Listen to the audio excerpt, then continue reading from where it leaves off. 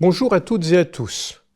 Bienvenue dans Droit au but, la web-série qui explore les coulisses du droit, même quand les souvenirs sont flous et les actes signés à la hâte.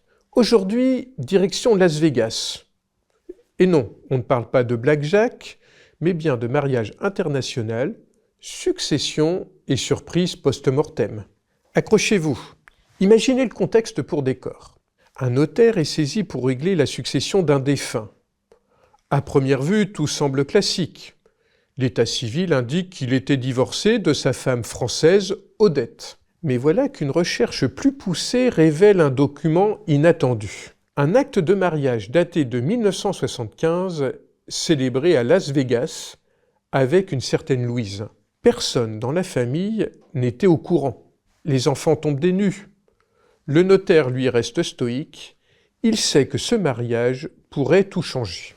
Mais la vraie question est, ce mariage célébré aux États-Unis sans transcription en France a-t-il une valeur juridique dans notre droit? Et surtout, Louise, que personne n'a revue depuis le séjour américain du défunt, a-t-elle des droits dans sa succession? En droit international privé, la validité d'un mariage célébré à l'étranger dépend de deux éléments. La forme du mariage, régie par la loi du lieu de célébration, ici le Nevada, et le fond, soumis à la loi personnelle de chaque époux, ici le droit français pour le défunt. Sur la forme, à Las Vegas, le mariage a été célébré dans les formes prévues par le droit local. Donc, mariage formellement valable. Sur le fond, aucune preuve de fraude. La capacité matrimoniale est respectée.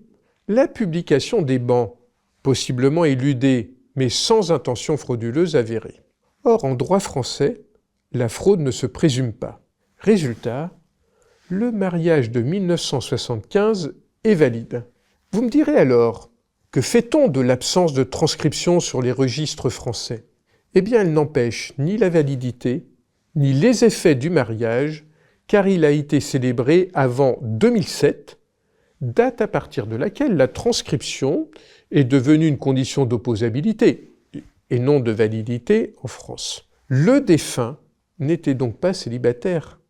Il était marié à Louise depuis 1975. Et même si ce mariage n'a duré que quelques mois sur le plan affectif, il dure juridiquement depuis près de 50 ans. Cela signifie deux choses essentielles. Louise est héritière, en tant que conjointe survivante, même en présence d'enfants non communs. Et plus encore, le régime matrimonial applicable est celui de la communauté en vigueur au Nevada.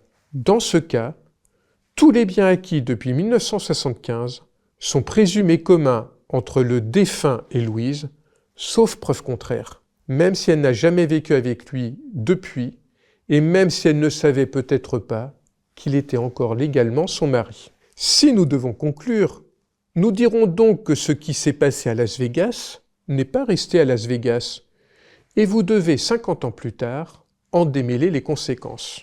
En droit, un acte signé à la légère à l'étranger peut produire des effets très concrets en France, surtout dans une succession.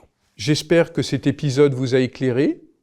En attendant de vous partager notre prochaine thématique, restons connectés, abonnez-vous à notre page pour ne rien manquer de nos actualités.